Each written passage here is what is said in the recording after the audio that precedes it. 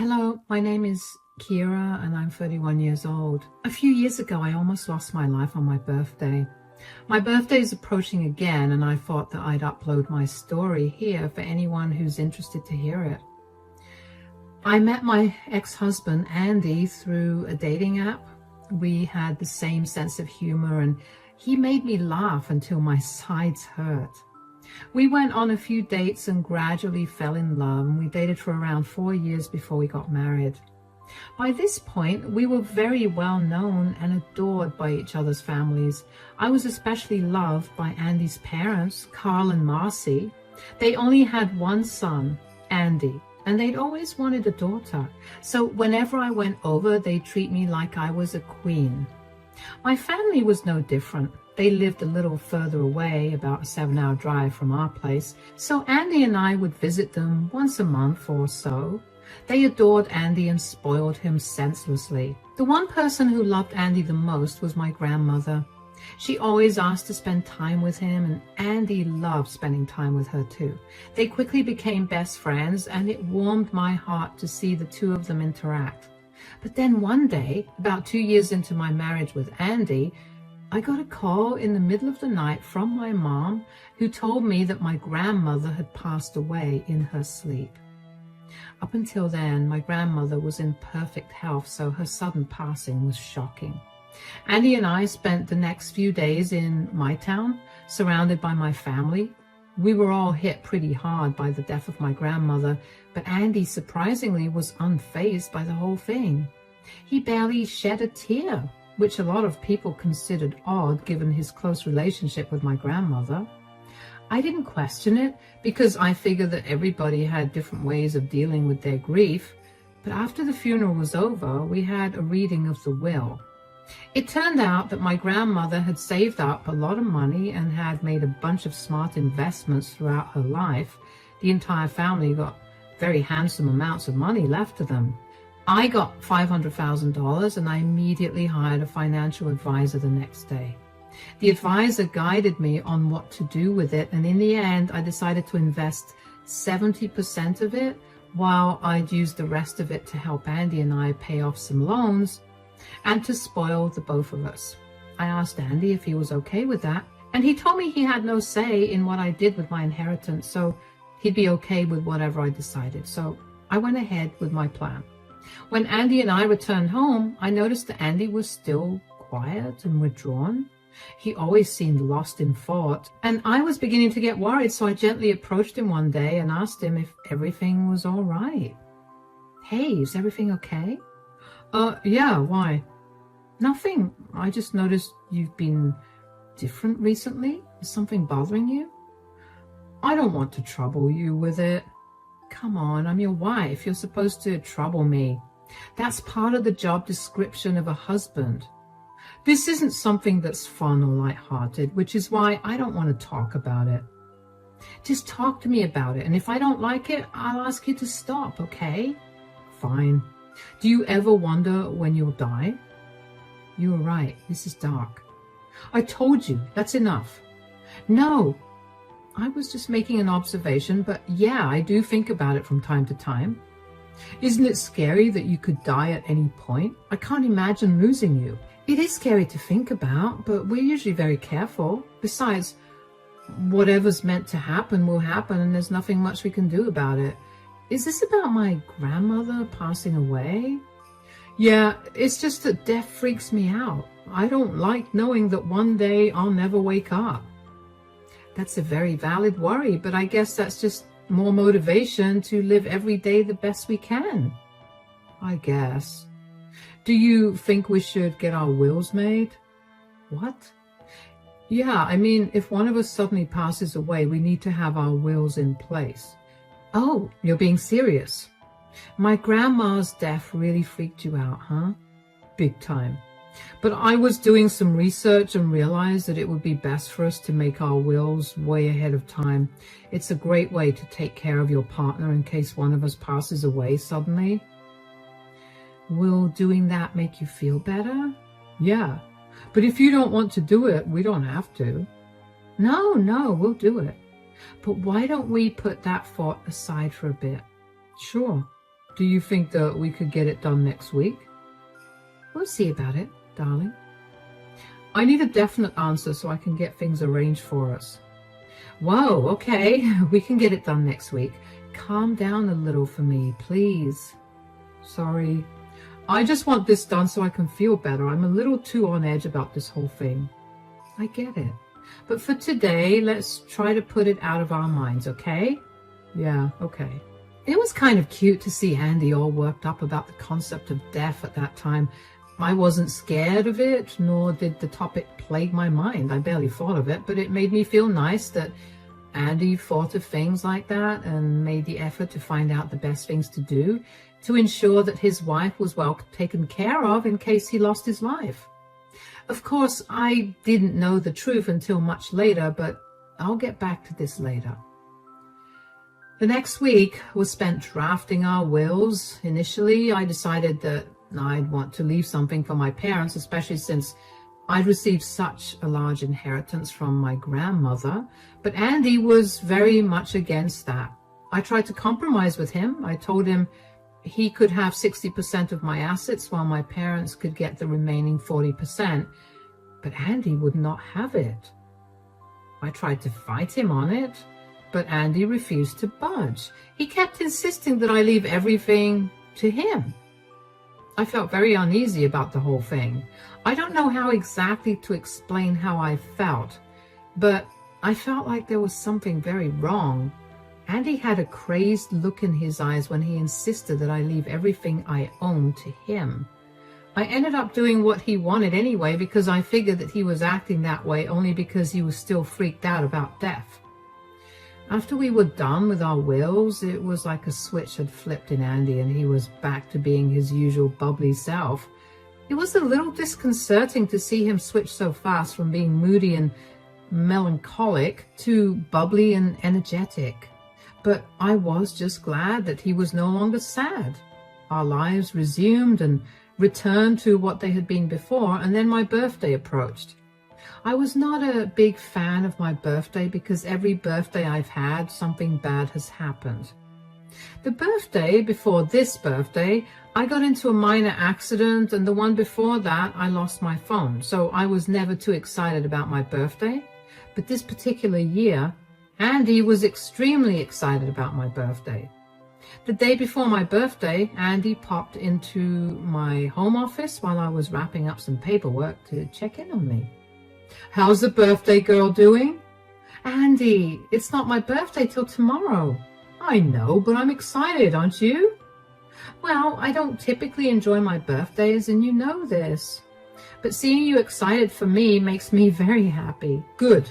Also, I'm really sorry that I've been freaking out the last few weeks. Death is just scary. I feel bad that I spent the weeks leading up to your birthday making you do things regarding death instead of reminding you of how grateful I am that you're alive and with me. Hey, it's okay. I get it. Death is not a light subject, and I kind of liked how cautious you got. It was a smart move to make our wills in case something went wrong. Don't worry too much about it. Even if you haven't spent the last few weeks celebrating my life, I'm sure you'll make tomorrow a great day. Of course, I will. Do you have any plans for tomorrow? Well, I'll probably meet with some of my friends for brunch tomorrow, but other than that, I don't have anything planned. Great, because I have planned something for us. Oh, what is it? I reserved a table at Dad's restaurant for your birthday dinner tomorrow. I asked Dad if I could customize the menu, and he agreed. So, tomorrow at his restaurant, there will be a dish called the Kiera Special, made not only for you, but for everyone to try. What? That's crazy. Oh my God, that's so cute and so cool. Am I the best husband or what? Definitely the best. My parents will be sitting with us for dinner too, but after we're done with dinner, the two of us could go on a long drive and stop by the beach to watch the stars. That sounds absolutely perfect. I'm excited to see Carl and Marcy again. It's been a while. Oh, they're ecstatic to see you. My mom won't stop trying to have a say in my planning for you. Of course, I'm not letting her because this is my gift to you. Oh, come on, let her do something too. Are you saying you don't like what I've planned so far? I'm kidding. I didn't mean that at all. I appreciate anything you do for me. You better mean that. Anyway, I have to go right now. Where are you going? I'm swinging by Dad's restaurant to talk to the chef about the Kira special. It needs to be perfect for tomorrow. Okay, come back soon.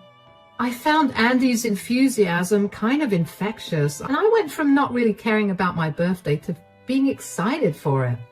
I was even more excited that we were going to be having dinner with his parents at Carl's restaurant. When Carl decided to open a restaurant a year after Andy and I got married, I was the first to show up and help him set up. His restaurant grew very successful. It was a fine dining adjacent restaurant. It wasn't entirely fancy, nor was it like a bistro. It was the perfect blend of the two, so it had a lot of business. Carl would often talk to me about the business, and I enjoyed listening to him talk about it, especially since Andy barely cared much for it. He was just happy that his father was happy. I was excited to spend my birthday at his restaurant because the food there was genuinely good, and I loved being able to support him on that day. The next day, Andy spoiled me with a lot of gifts and coffee from my favorite coffee shop. He had a bath ready for me and made it all romantic. He dropped me off at the place my friends were meeting me for brunch and then picked me up with flowers in hand. We got ready together for dinner, and when we got there, Marcy was already seated at our table. She greeted us and wished me a happy birthday before Carl came towards us and loudly wished me a happy birthday. Happy birthday, Kiera, sweetie. How's the birthday girl doing? Thank you so much, Carl. I'm doing great. I'm excited for dinner. I can't wait to see what you've prepared for me. Oh yeah, the chef wanted to meet you and wish you a happy birthday. Oh, that's sweet. Come on then. You could also see how the kitchen works. You were asking me about it the other day, so let's go. Come back soon. I'll be right back, honey. I didn't remember asking Carl how the kitchen worked, but I appreciated the fact that he thought I'd liked it. I walked with Carl into the kitchen, where he then stopped me. Okay, I have to tell you something. Huh? What's going on? I only made an excuse to get you away from the table and away from Andy. Why, is everything okay? Andy came to the restaurant yesterday and asked to see the chef. I didn't think much of it, because you know how Andy loves to cook. I thought he wanted to cook something special for you, so I let him go and didn't check in on what he was saying. Uh-huh. After Andy left, the chef came up to me and showed me a tiny bottle that Andy had given him that contained crushed peanuts. He asked the chef to sprinkle it in your food. What? But I'm deathly allergic to peanuts. I know. I was shocked, and I didn't know how to contact you without Andy knowing. But why would Andy do that? I have no idea. But whatever it is, I highly doubt that it's a good reason to almost kill you. Has he been behaving differently or weirdly recently? I mean, I don't think so. After my grandmother died, he did get a little weird, but he told me that he was just freaked out by death, especially the death of a close family member. What do you mean by weird? Like, he rushed us to get our wills done because he was scared that we would die at any time. Did you by chance inherit any money from your grandmother? Yeah, I inherited a little more than $500,000. And who did you leave as your inheritor in your will? Andy, and he was weirdly adamant about it being him. Bingo. I think he wants your money. That's crazy. Why would he want it? What have you done with the money since you got it? I invested most of it in stocks, and the rest I put aside to buy myself some things that I've always wanted. I also spent some of it on Andy, so I don't see why he'd want the money. I don't know why he wants the money, but I bet there's something deeper here. Just try to pretend like you have no idea about what I said. I made sure the chef doesn't put anything in your food, so you don't have to worry about it. We'll catch Andy and find out what exactly he wants. I was beyond confused about what was going on. I couldn't fathom Andy doing something like that. He just spent the whole day pampering me. Why would he try to hurt me like that? But he had gone out to meet with the chef the previous day, and this was the first birthday of mine that he'd been so affectionate and caring. I also didn't see any reason for Carl to lie to me or make up something so crazy. When our food came out, I tried to take a picture of the food to post on my social media, but Andy kept insisting that I take a bite of the food. I tried to laugh it off and told him that I wanted to take a pretty picture so that I could promote Carl's restaurant too. But Andy got weirdly aggressive about me not eating. I looked at Carl and he looked just as concerned as I was, so I decided to follow along with Carl's plan. I took a bite of the food, which, by the way, was delicious, but after a few seconds I pretended to have an allergic reaction. I started coughing and looking panicked. Andy looked almost manic, but Marcy was the first to be concerned for me. "Sweetie, what's wrong? Are you okay?" I don't know what's happening. My throat feels like it's closing up. "What?" "Andy, could you take my EpiPen out of my bag?" "Sure, it's not here." "What? It's not here? Oh my God." "What's going on?" "I think there were peanuts in the food." "What?" "Impossible. I specifically made sure that none of your food had peanuts in it." "Who cares? Right now, Kiara needs her EpiPen, and then she needs to go to the hospital. Call 911. I'll go back home to get the EpiPen." "Forget 911. I'll rush her to the hospital. The ambulance will take some time to come anyway. Come on, Kiara, let's go." Andy had left, and Carl and I got in Carl's car. We drove around the block and waited until we were sure that Andy had left. I couldn't understand why Andy thought that finding my EpiPen was more important than accompanying me to the hospital, but I tried to justify it with him being too panicked to think straight. Carl and I returned to the restaurant in time to see Marcy angrily marching towards the kitchen to yell at the chef. We stopped her in time and she was shocked to see us there. "Carl, what are you doing here? Is Kiara okay? Why aren't you at the hospital?" "Kiara's fine." "I'm here. I didn't actually have an allergic reaction to anything." "What? Why would you fake an anaphylactic allergic reaction? That's messed up, Kiara." "Calm down, darling. We needed to test something out." "You were in on her little act?" "I told her to do that. Yesterday, Andy handed the chef a vial of crushed peanuts to put in Kiara's food." "What? Why would he do that?" "That's what we wanted to test. His reaction seemed normal so far, so I wonder what he could have possibly wanted. Kiara and I thought that he was probably after her inheritance." "That's crazy.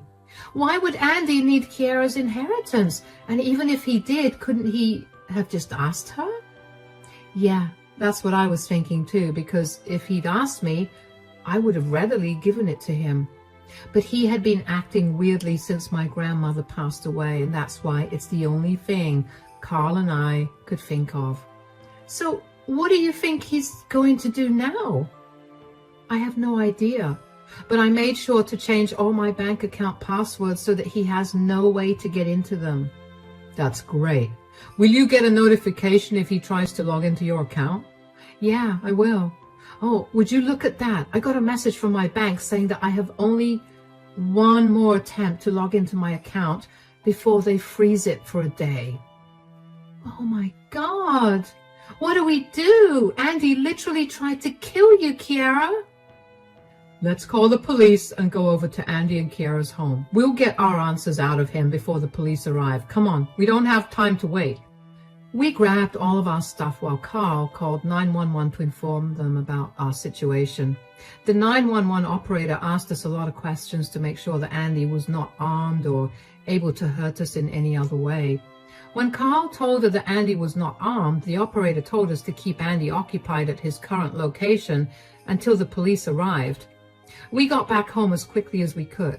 My heart was pounding. I couldn't believe that Carl's and my hunch were right. Why in the world would Andy need my money? And why did he have to plan this out so much?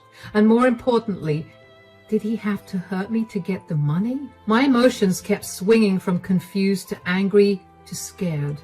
Marcy and Carl looked just as afraid and confused as I was. Marcy held my hand the entire drive home. I knew exactly what she was feeling, but I couldn't comfort her in any way because I was just as confused as her. When we got closer to my place, we parked the car a little further away from my house. We then walked over to my house and I quietly let us in. I had Carl put his phone in his shirt pocket with the camera facing outward because I wanted to record our confrontation with Andy in case Andy tried to go back on his word later. I quietly looked through the living room and the kitchen and didn't find Andy there. The bedroom lights were off and the only other place he could have been was my home office. I quietly opened that door and saw Andy searching through all my things like he was desperately trying to find something. Eventually he noticed me. "Kiera, what are you doing here? I thought you'd be in the hospital." "That's what you wanted, isn't it?" "Dad, Mom, what's going on?" I think the more important question is, why were you trying to access my bank accounts? "What? I wasn't doing any of that. I was only searching for your EpiPen." "Save it, Andy. I can see which device tried to access my account and it shows yours. Why did you try to kill me to get into it?" "What are you talking about?"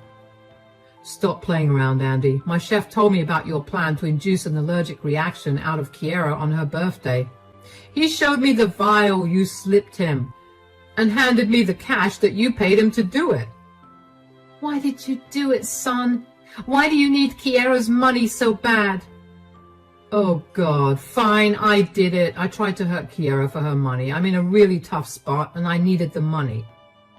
"Tough spot? What kind of tough spot do you have to be in for you to have to kill me?" "I borrowed money from some dangerous loan sharks and I needed money to pay them back.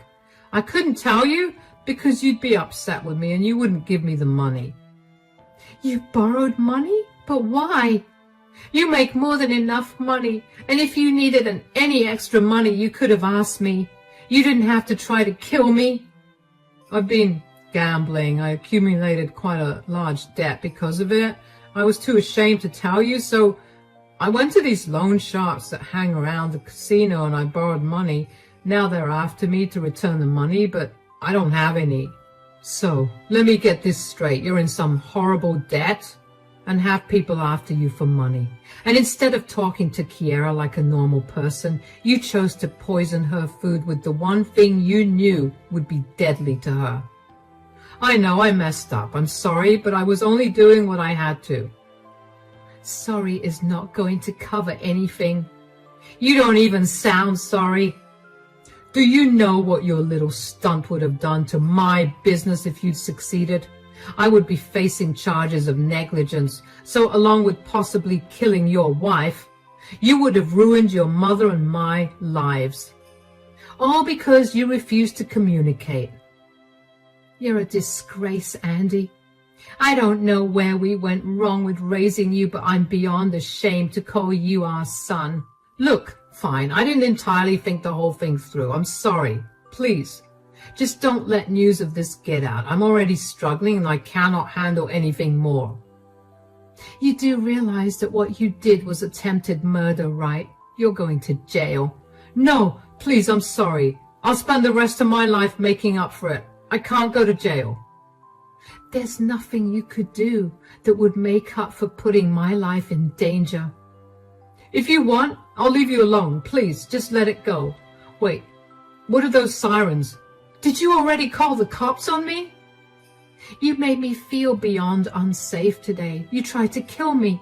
What did you expect? That I just come home without any protection? How could you?" "No, Andy. How could you? I've never done anything to make you feel like you can't come up to me with your problems. There was no reason to put my life at risk. We could have talked through your problem instead of this. You were so worried about the loan sharks getting to you. Well, don't worry. In prison, they probably won't bother you." The police knocked on the door right after I was done making my point, and Marcy let them in. We showed them the recording of the conversation, and they arrested Andy immediately. Andy tried to fight them but was sustained by one of the police officers. They took him to the police station where we had to go and file an official report against him. The police officer recommended that I lawyer up because Andy was going to have to get tried in court for attempted murder. After all my work at the police station was done, Marcy and Carl bid me goodbye. When I got back home, I broke down crying. I couldn't believe what my marriage or my life had come to. That was definitely one of the worst birthdays I'd had. Why had Andy hidden something like that from me? Had I ever given him a reason to not come and talk to me? I'd helped him with many debts and payments, so why wouldn't I have helped him with his huge debt either? I would have been mad, but I still loved him, so I would have helped him out. I couldn't believe that my life would have ended if it wasn't for the honest chef at Carl's restaurant. I was racked with so much anxiety about the thought of Andy having planned this out for so long. Did he even struggle with the thought of trying to hurt me, or was he happy about it? How had Andy planned my birthday so happily in front of me while knowing that he planned to end my life that very day? I couldn't believe that I'd married a psychopath. Over the next few months, I kept having to attend hearings in court for Andy's attempted murder charge. Andy's lawyers tried to say that Andy never tried to kill me. He just planned to hurt me a little. They knew they couldn't take away the charge against him, but they could reduce it. But I had enough evidence to show that Andy had been meticulous about the consumption and use of peanuts in our house. He knew that even the smallest amount would have been fatal to me. The chef from Carl's restaurant also testified against Andy and confirmed that Andy was adamant about the chef sprinkling the peanut powder all over my food. After a lot of cross-questioning, Andy finally confessed to his attempted murder of me, and he was sentenced to 30 years in prison. I was relieved to know that Andy was going to suffer for what he tried to do to me. He could not hurt me again. I filed for a divorce immediately after that. It was tough to get that done too, but when the divorce was finalized, I felt like a free woman again. The last thing I did was edit my will. Knowing why Andy had made me write a will in the first place was scary, but I would not let him get everything I worked so hard for if something did happen to me. Carl and Marcy had actually been amazing to me during the whole trial process, and the three of us ended up becoming really close with each other through the thing. We were devastated that Andy was no longer going to be a part of our lives, but we knew that it was for the better that this was the case. All of us made sure that none of us were on Andy's calling list for prison because we wanted nothing to do with him. So I haven't heard anything from or about him. Honestly, I wouldn't have it any other way. In a way, I guess Andy did end up teaching me to actually enjoy every single day that I'm alive. I've been going out a lot more recently, and I've been spending as much time as I can with my friends and family. Every once in a while, I'm hit with a wave of sadness because of how much I miss Andy. But that quickly goes away when I remember what he tried to do to me. I'm glad I'm happier now, and I'm safe. I can't wait to see what more life has to offer me. And you better believe I'm going to get through every problem and experience life throws at me.